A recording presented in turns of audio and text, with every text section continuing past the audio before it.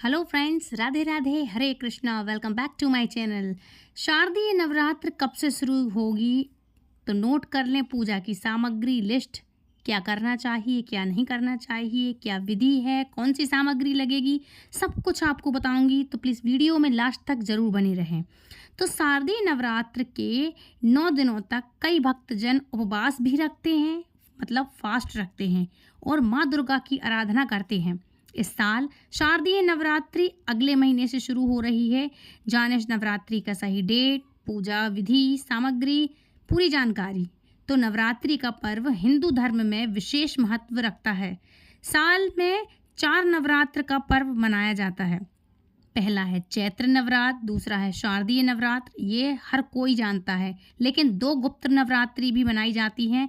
काफ़ी लोग जानते होंगे, काफ़ी लोग नहीं जानते तो प्लीज़ चैनल पे जाएं और सारी वीडियो को देख सकते हैं आप। मैं ज़्यादा होगा तो डिस्क्रिप्शन बॉक्स में लिंक डाल दूंगी। तो गुप्त नवरात्र जो होते हैं उन दिनों माँ के उनके जो उपासक होते हैं वो माँ की आराधना करते हैं। ये अंदरूनी शक्तियाँ होती हैं। जो गुप्त नवरात्र होते हैं वो सिद्धियों वाली शक्ति के होते हैं, और जो शारदीय नवरात्र हैं वो शारदीय नवरात्र के दिनों में 9 दिनों तक कई भक्तजन उपवास भी रखते हैं, माँ दुर्गा की आराधना करते हैं।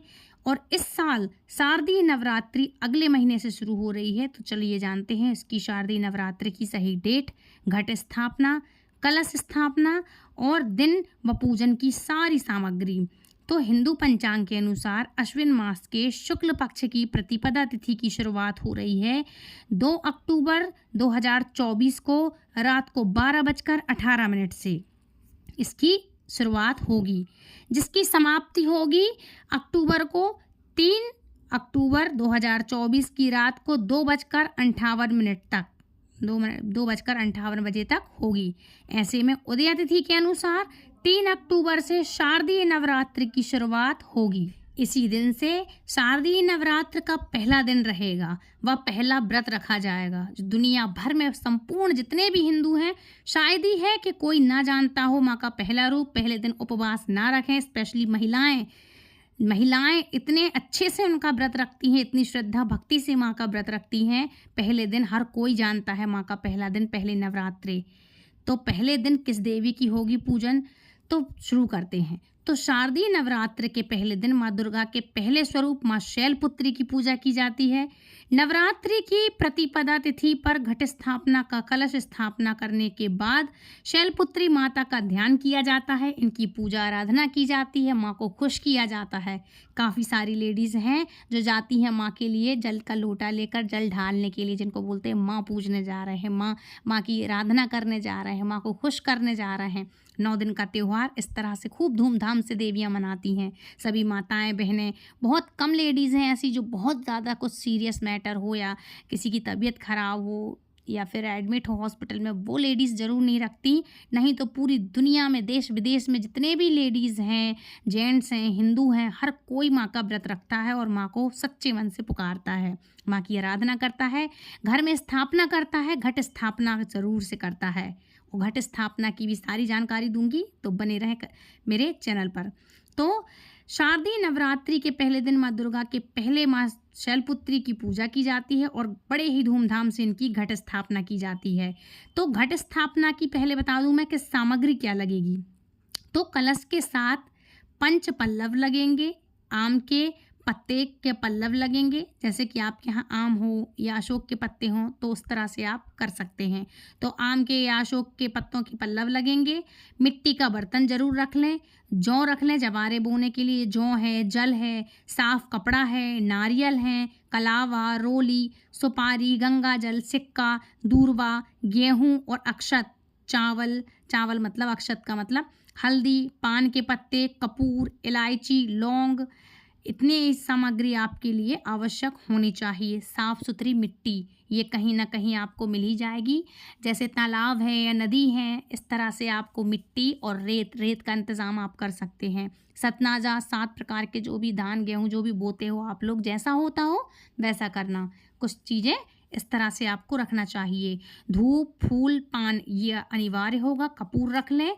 फल, लौंग, दूबा, कपूर, अक्षत, सुपारी, कलावा, नारियल, इलायची, लाल चुनरी, लाल वस्त्र, पान के पत्ते, लाल चंदन माँ को अर्पित करने के लिए, और दुर्गा जी की माँ की तस्वीर या आपके यहाँ मूर्ति हो तो बहुत अच्छा। घी का दीपक जरूर से जलाइएगा, तो गाय का घी। श्रृंगार का सामान, जो भी आप सामग्री चढ़ाना चाहते हैं वो, माँ के लिए चुनरी जरूर से रख लें आप, लाल, पीली, हरी, गुलाबी, या तो 9 दिन आप बदल सकते हैं, और जैसा आपका मन हो आप उस तरह से माँ की चीज़ों में, सामग्री में उनकी पोशाक लेके आ सकते हैं। कई महिलाएं अपने वस्त्र के स्वरूप उनके लिए साड़ी भी भेंट करती हैं, जिस तरह से साड़ी चढ़ाती हैं तो साड़ी आप चढ़ा सकते हैं, बाद में स्वयं उसको धारण करें तो माँ का आशीर्वाद मिलता है। तो इस तरह से माँ का आप सामान इकट्ठा कर लें और माँ के लिए अर्पित करें। अब बात करते हैं इसकी घट स्थापना का मुहूर्त कब का है। जिन घरों में नवरात्रि पर कलश स्थापना मतलब घट स्थापना होती है उनके लिए शुभ मुहूर्त है 3 अक्टूबर 2024 को प्रातःकाल 8:11 से 10 बजे तक, और 15 मिनट मतलब 11 मिनट से लेकर 10:15 तक रहेगा। ठीक है, दोपहर को 11 बजे से लेकर 21 मिनट तक रहेगा। इस दौरान घट स्थापना आपका करना सबसे अच्छा माना जाएगा, ये शुभ मुहूर्त है।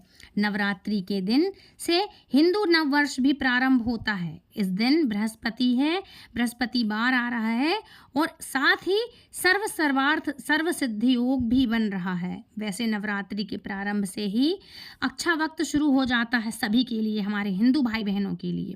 इसलिए अगर जातक शुभ मुहूर्त की घट स्थापना नहीं कर पाता है, जैसे शुभ मुहूर्त में नहीं कर पाता है, तो वो पूरे दिन किसी भी वक्त कलश स्थापना कर सकता है, क्योंकि माँ के शुभ चरण जो पड़ जाते हैं तो वो पूरा दिन ही शुभ होता है, जिसका कोई दुष्प्रभाव नहीं होता, कोई दोष नहीं लगता है। नवरात्रि पूजन से घर में सुख समृद्धि का निवास माँ का बढ़ जाता है और खूब सुख समृद्धि आती है।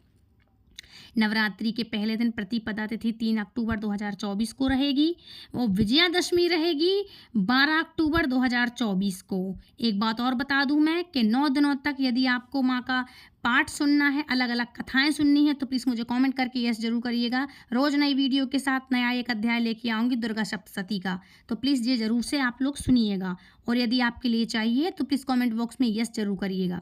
अब बात कर लेते हैं इसकी विधि क्या है। तो शारदीय नवरात्र पूरे देश में धूमधाम से मनाया जाता है। अगले 9 दिनों तक माँ दुर्गा के 9 रूपों की पूजा की जाती है।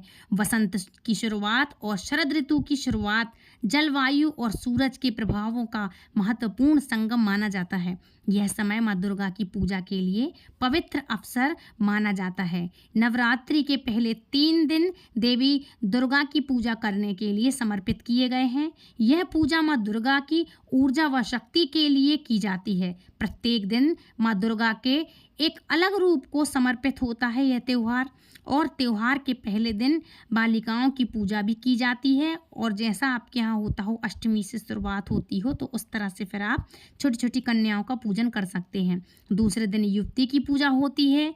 तीसरे दिन जो भी महिला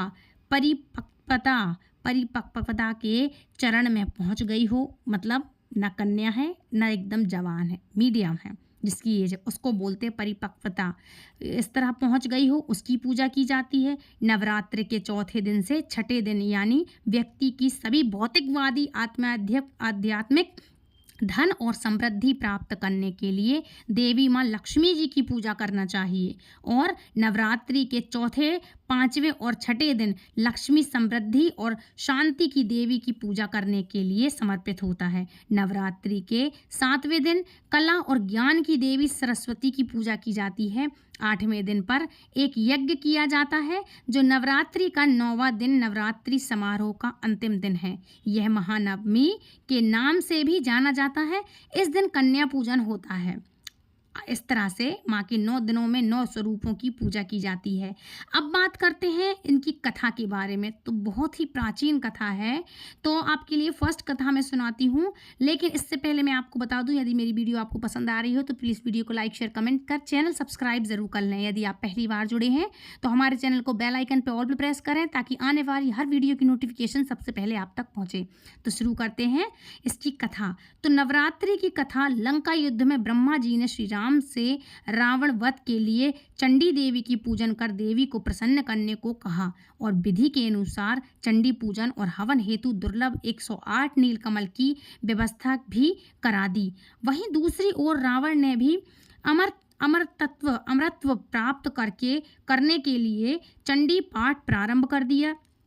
यह बात इंद्रदेव ने पवन देव के माध्यम से श्री राम के पास पहुंचाई और परामर्श दिया कि चंडी पाठ यथासंभव पूर्ण होने दिया जाए। यह बात इंद्रदेव ने पवन देव के माध्यम से श्री राम के पास पहुंचाई और परामर्श दिया कि चंडी पाठ यथासंपूर्ण होने दिया जाए। इधर हवन सामग्री में पूजा स्थल से एक नीलकमल रावण की मायावी शक्ति से गायब हो गया, जिससे श्री राम की पूजा बाधित हो जाए, मतलब अधूरी रह जाए। श्री राम का संकल्प टूटता नजर आया। भय इस बात का था कि देवी माँ रुष्ट न हो जाएं।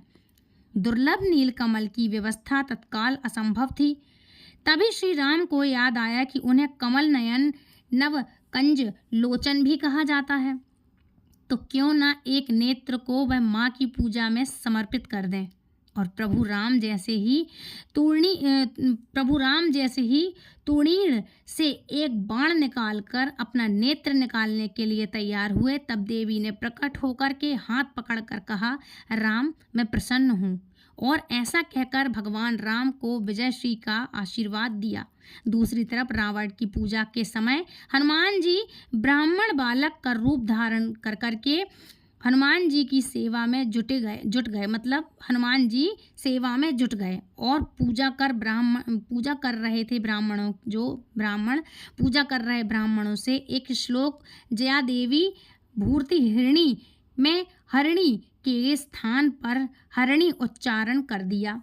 हरिणी का अर्थ होता है भक्त की पीड़ा हरने वाली और करणी का अर्थ होता है पीड़ा देने वाली। इससे माँ दुर्गा रावण से नाराज हो गई और रावण को श्राप दे दिया कि रावण का सर्वनाश हो जाए, इसलिए रावण का सर्वनाश हो गया था। ये थी इसकी कथा, ये पहली कथा है। अब बात करते हैं दूसरी कथा के बारे में। तो दूसरी कथा इस पर्व से जुड़ी एक अन्य कथा के अनुसार देवी दुर्गा के एक भैंस रूप असुर अर्थात महिषासुर का वध किया था। महिषासुर को उसकी उपासना से खुश होकर देवताओं ने उसे अजय होने का वरदान दिया था। उस वरदान को पाकर महिषासुर ने उसका दुरुपयोग करना शुरू कर दिया और नरक का स्वर्ग के द्वार तक विस्तारित कर दिया। महिषासुर ने सूर्य, चंद्र, इंद्र, अग्नि, वायु, यम, वरुण और अन्य देवताओं से भी अधिकार उनके छीन लिए और स्वर्ग लोक का मालिक बन बैठा।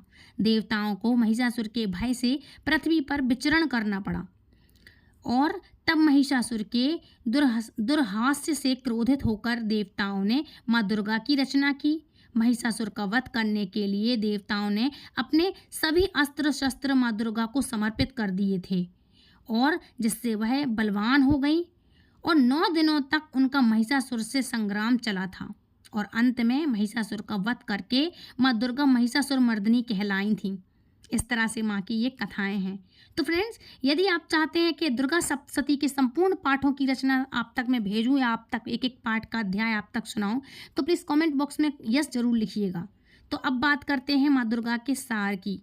तो माँ दुर्गा का सार ये है, इसका महत्व ये है कि माँ दुर्गा की जो भी पूजा करता है अच्छे तरह से, तो वो माँ उनके लिए सुख, सौभाग्य, धन, संपदा, प्रतिष्ठा, हर चीज़, उनकी दुख, बाधाएं, विपत्ति, कष्ट, कलेश, हर चीज़ दूर करती हैं और धन धान्य से घर परिपूर्ण करती हैं। भारत में कई सारे त्यौहार मनाए जाते हैं और हर त्यौहार की एक महान ऐतिहासिक पृष्ठभूमि होती है। इन्हीं त्योहारों में से एक त्यौहार है नवरात्रि या नवरात्र का त्यौहार। ये मुख्यतः हिंदू त्यौहार है जो देवी शक्ति दुर्गा के और अन्य रूपों में समर्पित होता है माँ दुर्गा की। नवरात्रि का अर्थ होता है 9 विशेष रातें।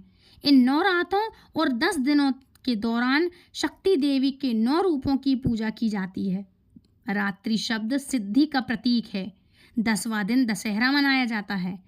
नवरात्रि वर्ष में 4 बार आता है, जैसा कि मैंने आपको बताया है, पौष, चैत्र, आषाढ़ और अश्विन। प्रतिपदा से नवमी तक मनाया जाता है ये त्यौहार। और नवरात्र में लोग अपनी आध्यात्मिक और मानसिक शक्ति के संचय के लिए अनेक प्रकार के व्रत, संयम, नियम, यज्ञ, भजन, पूजन, योग, साधना आदि करते हैं और जागरण करते हैं। मंत्र सिद्ध करते हैं तो कहीं तांत्रिक मंत्र योग की शक्ति से अपने आप को बलवान बनाते हैं। नवरात्रि के 9 दिनों 9 रातों में 3 देवियों महालक्ष्मी, सरस्वती या महासरस्वती और दुर्गा के 9 रूपों की पूजा होती है, जिन्हें नवदुर्गा कहते हैं। शक्ति की उपासना का पर्व शारदीय नवरात्र प्रतिपदा से नवमी तक निश्चित है। 9 तिथि, 9 नक्षत्र और 9 शक्तियों की नवधा भक्ति के साथ सनातन काल में ये पर्व मनाया जाता है। तो फ्रेंड्स, ये थी आज की वीडियो। आई होप आपको कथा पसंद आई होगी। हर चीज़ मैंने आपको बताई है। यदि आपको पसंद आई तो प्लीज़ वीडियो को लाइक, शेयर, कमेंट कर चैनल सब्सक्राइब करना बिल्कुल ना भूलें। तो फ्रेंड्स, मिलती हूँ, बहुत अच्छे से आप ये त्यौहार मनाइएगा। मिलती हूँ नेक्स्ट वीडियो में। लेकिन एक बात बता दूँ कि आप ये बहुत अच्छे से त्यौहार मनाइएगा। कोई भी क्वेश्चन हो तो आप कमेंट बॉक्स में पूछ सकते हैं, और इस वीडियो तक हमारे हिंदू सनातनी भाई बहनों तक खूब ज़्यादा से ज़्यादा आप शेयर ज़रूर कीजिएगा। तो फ्रेंड्स, माँ का स्वागत खूब अच्छे से करना। और एक बात और बता दूँ कि इस बार माँ की सवारी हाथी है, तो हाथी पर माँ विराजमान होकर आ रही हैं।